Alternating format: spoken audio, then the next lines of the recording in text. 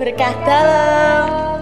Halo teman-teman, pada pertemuan ini kita akan mengadakan pertemuan BKSN yang pertama. Dalam pertemuan BKSN yang pertama ini, kita akan mengusung tema Allah adalah sumber cinta kasihku. Tanpa berlama-lama, marilah kita siapkan hati dan pikiran kita untuk memulai pertemuan BKSN pada hari ini.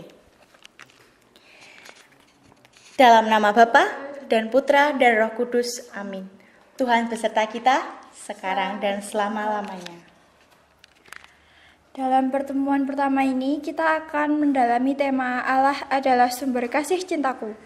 Kita diajak untuk melihat bagaimana Allah mencintai kita. Kalau kita memahami bahwa Allah mengasihi kita, kita pun menyadari bahwa kita adalah orang-orang yang dikasihi oleh Allah. Kesadaran ini pun akan menolong kita untuk hidup sebagai orang yang dikasihi Allah itu. Mari kita mempersiapkan diri untuk mendengarkan sabda Tuhan yang akan membantu kita untuk mengasihi seperti Kristus. Sebelumnya, marilah kita mendoakan doa pembuka. Bapa yang Maha Kasih, kami mengucap syukur kepadamu karena Engkau mengumpulkan kami untuk bersama-sama mempelajari kasih-Mu kepada kami. Kami mohon, utuslah Roh Kudus-Mu untuk membimbing kami untuk memahami sabda-Mu, sehingga kami dapat mengasihi sesama sebagaimana Engkau mengasihi kami. Demi Kristus Tuhan dan pengantara kami. Amin. Marilah kita dengarkan sabda Tuhan. Allah adalah kasih. Bacaan diambil dari Injil Yohanes bab 4 ayat 7-21. Saudara-saudaraku yang kekasih, marilah kita saling mengasihi, sebab kasih itu berasal dari Allah. Dan setiap orang yang mengasihi lahir dari Allah dan mengenal Allah. Barang siapa tidak mengasihi, ia tidak mengenal Allah, sebab Allah adalah kasih.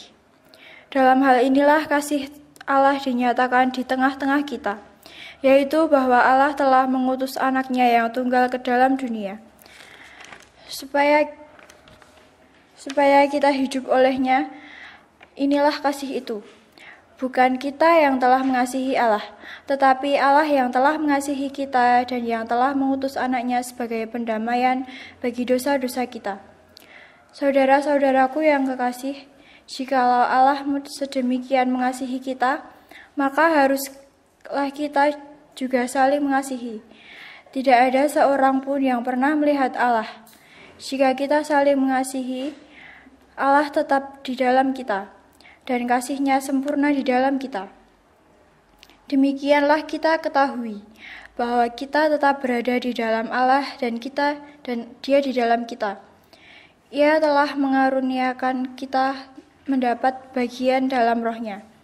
Dan kami telah melihat dan bersaksi bahwa Bapa telah mengutus anaknya menjadi juru selamat dunia.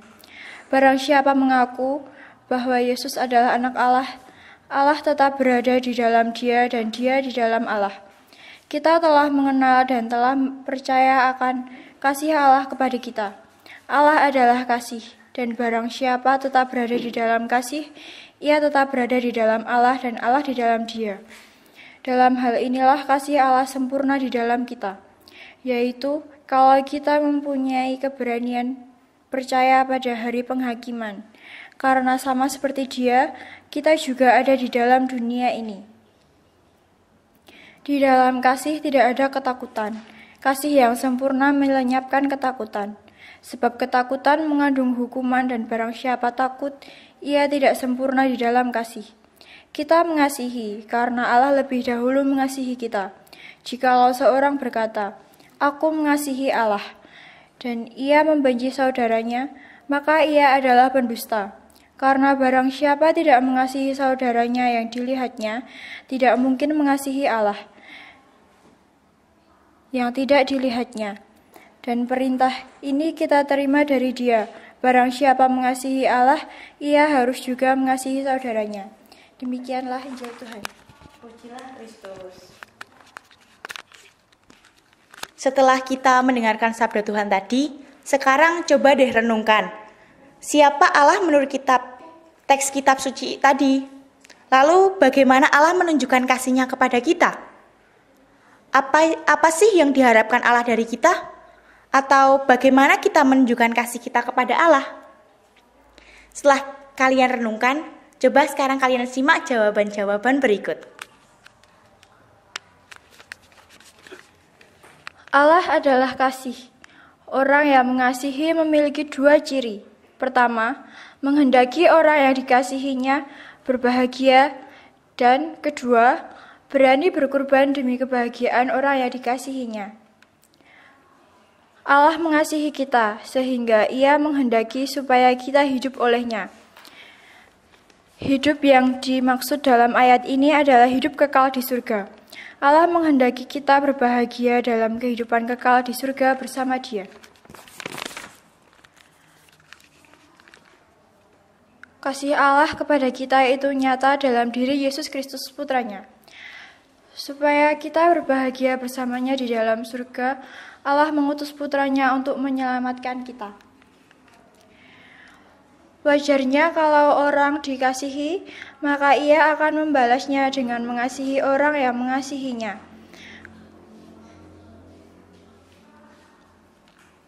Tetapi, bagaimana kita mewujudkan kasih kepada Allah? Yaitu dengan mengasihi sesama, mengasihi orang-orang yang ada di sekitar kita, mengasihi orang-orang yang kita jumpai setiap hari.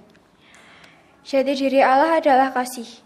Maka kita harus menunjukkan jati diri kita sebagai murid Yesus dengan saling mengasihi. Identitas kita sebagai murid Yesus adalah jika kita mengasihi seperti Kristus mengasihi kita. Nah, jadi itu adalah penjelasan-penjelasan dari pertanyaan-pertanyaan yang harusnya kalian renungkan. Lalu, apa saja sih yang dapat kalian lakukan untuk mengingat kasih Tuhan kepada kita? Contohnya mudah. Dengan mengenakan salung salib, memasang salib di kamar, membuat tanda salib dengan khidmat, dan sebagainya. Sebagai tanggapan nyata atas kasih Tuhan, buatlah aksi nyata yang menunjukkan kasihmu pada orang lain. Misalnya, membantu orang tua, mengunjungi teman yang sakit, dan lainnya. Teman-teman yang ada di rumah, marilah kita hening sejenak untuk menyampaikan permohonan kita dalam hati.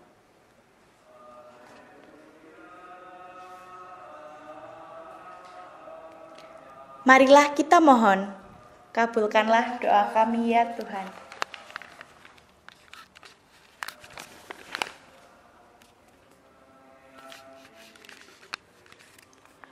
Sebagai penutup, marilah kita berdoa.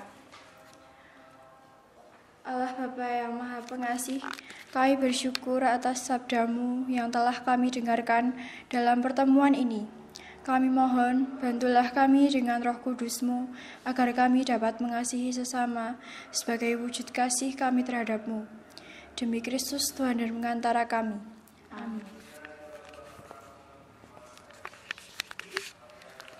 Marilah kita tutup pertemuan kali ini dengan membuat tanda salib. Dalam nama Bapa dan Putra dan Roh Kudus. Amin. Terima kasih.